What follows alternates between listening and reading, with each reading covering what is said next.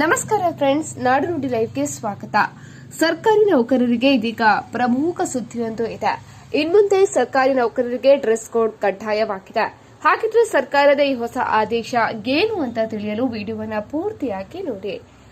ರಾಜ್ಯ ಸರ್ಕಾರಿ ನೌಕರರು ಇನ್ಮುಂದೆ ತಿಂಗಳಿಗೊಮ್ಮೆ ಖಾದಿ ಉಡುಪು ಧರಿಸುವುದನ್ನು ಕಡ್ಡಾಯಗೊಳಿಸಿ ರಾಜ್ಯ ಸರ್ಕಾರ ಆದೇಶವನ್ನು ಹೊರಡಿಸಿದೆ.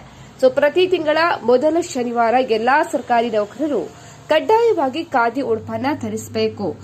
ವಿಶೇಷ ದಿನಗಳು ಅಂದ್ರೆ ಆಗಸ್ಟ್ 15 ಸ್ವಾತಂತ್ರ್ಯ ದಿನಾಚರಣೆ ಆಗಿರಲಿ ಅಥವಾ ಜನವರಿ 26 ಗಣರಾಜ್ಯೋತ್ಸವ, ಹೀಗೆ ಖಾದಿ ಉಡುಪನ್ನ ಧರಿಸುವುದು ಕಡ್ಡಾಯ ಆಗಿದೆ. ರಾಜ್ಯ ಸರ್ಕಾರದ ಎಲ್ಲಾ ಇಲಾಖೆಗಳು, ಅನುದಾನಿತ ಸಂಸ್ಥೆ, ನಿಗಮ ಮಂಡಳಿಗಳು ಹಾಗೂ ವಿಶ್ವವಿದ್ಯಾನಿಲಯಗಳ ನೌಕರರಿಗೆ ಈ ನಿಯಮ ಅನ್ವಯವಾಗುತ್ತೆ. ರಾಜ್ಯದ ಮುಖ್ಯ ಕಾರ್ಯದರ್ಶಿ ಡಾ ಶಾಲಿನಿ ರಜನೀಶ್ ಅವರು ಈ ಸುತ್ತೋಲೆಯನ್ನು ಹೊರಡಿಸಿದ್ದು, ನೌಕರರು ಸರ್ಕಾರದ ಈ ಜನಪರ ಆಶಯಕ್ಕೆ ಕೈಜೋಡಿಸುವಂತೆ ಸೂಚನೆ ನೀಡಿದ್ದಾರೆ. ಸ್ನೇಹಿತರೆ, ಈ ಮಾಹಿತಿ ನಿಮಗೆ ಇಷ್ಟ ಆದಲ್ಲಿ ವಿಡಿಯೋಗೊಂದು ಲೈಕ್ ಅನ್ನು ಕೊಡಿ. ಅದೇ ರೀತಿ ಮತ್ತಷ್ಟು ಅಪ್ಡೇಟ್ಗಾಗಿ ನಮ್ಮ ಚಾನೆಲ್ ಅನ್ನು ಸಬ್ಸ್ಕ್ರೈಬ್ ಮಾಡಿಕೊಳ್ಳಿ.